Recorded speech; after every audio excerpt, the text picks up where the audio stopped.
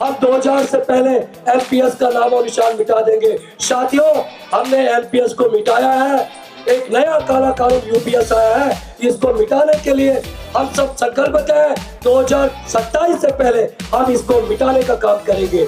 हमारे ध्वजवाद आदरणीय विक्रम रावत जी कहते हैं कि क्या मोदी जी हमारा शहीद होने का इंतजार कर रहे हैं?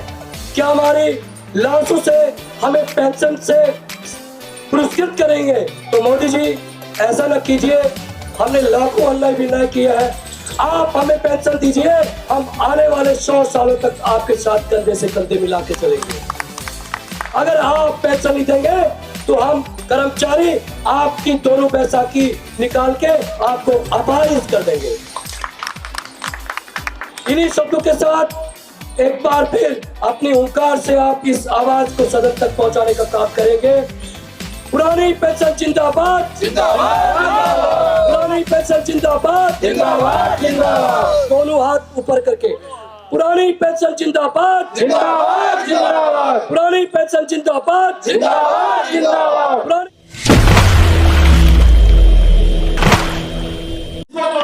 लगातार ओपीएस की मांग जोर पकड़ रही है और दिल्ली के जंतर मंतर पर सैकड़ों की संख्या में कर्मचारी आए हैं, पूर्व कर्मचारी और कर्मचारी। कश्मीर से लेकर कन्याकुमारी से लोग आए हैं। आइए हम बात करते हैं, जानने की कोशिश करते हैं। आपका नाम क्या है, कहाँ से आए हैं? Sukoon Manir, unit general secretary, no proof, Jammu and Kashmir.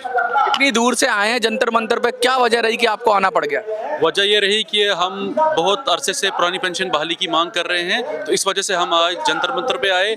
जैसे आपको बखूबी इल्म है कि रावत सर ने 16 मार्च से जो पैदल मार्च रैली जो है देहरादून से चलाई और आज वो इख्ताम पजीर जो रैली हुई वो दिल्ली में हुई है, जिसमें उन्होंने मेरठ, मुजफ्फरनगर, हरिद्वार वगैरह, मुजफ्फरनगर वगैरह, नोएडा क्रॉस करके वो दिल्ली पहुंचे। और मुद्दा और मकसद है कि किस तरह से पुरानी पेंशन बहाली एक बार फिर से पूरे नेशन में रेस्टोर हो जाए। तो उस सिलसिले में हमारा आज यहाँ पे जंतर मंतर पर आना हुआ। यूपीएस सरकार ला रही है, तो क्या दिक्कत है? जो आपको यूपीएस में क्या कमी है ऐसी जो आप पुरानी पेंशन की बात कर रहे हैं? यूपीएस में हमें यही कमी लग रही है कि अगर यूपीएस और एनपीएस अच्छा होता तो सबसे पहले जो विधायक और संसद है वो अपने ऊपर इंप्लीमेंट करते हैं। लेकिन अगर एक एमएलए एक दिन के लिए एमएलए बनता है वो ओल्ड पेंशन स्कीम के लिए एलिजिबल हो जाता है। अगर एक एमपी एक दिन के लिए एमपी बनता है वो ओल्ड पेंशन स्कीम के लिए एलिजिबल होता है। लेकिन अफसोस की बात है कि एक एम्प्लॉय जो 35 साल सर्विस देता है पब्लिक गवर्नमेंट के लिए और पब्लिक की सेवा के लिए, उसको उन्होंने डार्क फ्यूचर रखा है, उसको एनपीएस और यूपीएस में रखा गया है। तो हम चाहते हैं, क्योंकि आपको पता है एनपीएस जो है वो मार्केट बेस्ड स्कीम है, शेयर मार्केट में उसका पैसा चला जाता है। हम 35 साल सर्विस लगाने के बाद क्यों शेयर मार्केट में हम सट्टा बाजार में अपना पैसा लगाएंगे?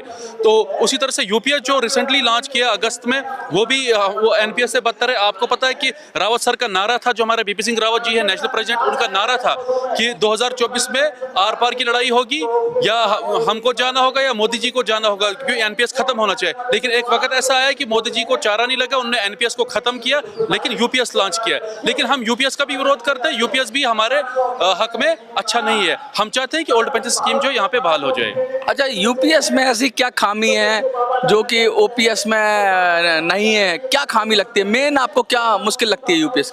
देखिए, यूपीएस में मेन खामी यही सर है कि जो यूनिफाइड पेंशन स्कीम है कि अगर मैं 35 साल सर्विस करता हूँ या 30 साल सर्विस करता हूँ, उसके बाद मुझे तो ओल्ड पेंशन मुझे पेंशन मिलनी चाहिए। लेकिन उन्होंने क्या है, एक हमारे लिए जो एक बेवकूफ़ी का जो है निशाना बनाया, हमें बेवकूफ़ बनाने के लिए किया कि आपको 50% बेसिक मिले। लेकिन जो कार्पस जो है, जो हमारा कंट्रीब्यूशन 10% मंथली कटता है, वो कार्पस जो है चाहे 70 लाख हो 80 लाख हो, वो गवर्नमेंट के पास ही रहेगा। तो ये तो बहुत बड़ी अफसोस की बात है कि जो हम कंट्रीब्यूशन देंगे वो मिलेगा ही नहीं, तो उससे तो हमें लॉस है। क्या एक हाथ से लिया दूसरे हाथ से खींच लिया, ऐसा है क्या सरकार की तरफ से कि भाई इधर से दे रहे हैं और वो दूसरी तरफ से ले रहे हैं, मतलब जीरो हो गया आपके साथ? बिल्कुल सर, ये चालबाजी है कि एम्प्लॉइज चुप बैठेंगे। लेकिन अगर आप डीप स्टडी इसकी करोगे यूपीएस की, तो ये बहुत खतरनाक है। हम ओल्ड पेंशन स्कीम चाहते हैं जो हमारे अबू अजदाद, हमारे बुजुर्ग लोग लेते हैं, कि ताकि किसी के सामने हाथ फैलाना नहीं पड़ेगा। और आज जो हमारे संसद है ये और एमएलएज हैं, एमपीज हैं, ये आज अपनी बात कर रहे हैं। हम लोगों ने इनको चुना है और सदन और असेंबली में भेजा है, लेकिन आज ये अपनी बात कर रहे हैं कि हमें जो है सैलरी बढ़ाओ, हमारा टीए बढ़ाओ, हमारी पेंशन बढ़ाओ। लेकिन अफसोस की बात है कि हम लोगों ने इनको चुन के भेजा, हमारी बातें बिल्कुल करते ही नहीं कि इनकी भी ओल्ड पेंशन स्कीम। जो लोग आपको देख रहे हैं उनको कुछ कहना चाहेंगे? हम यही कहना चाहते हैं कि आप सब लोग जो है बढ़ चढ़कर हिस्सा ले। ये खाली हमारा मुद्दा नहीं, आप लोगों का मुद्दा है, आपके बच्चों का मुद्दा है। सब मिलजुल के हम इस लड़ाई का हिस्सा बनेंगे और ओल्ड पेंशन स्कीम को जल्द से जल्द बहाल कराएं।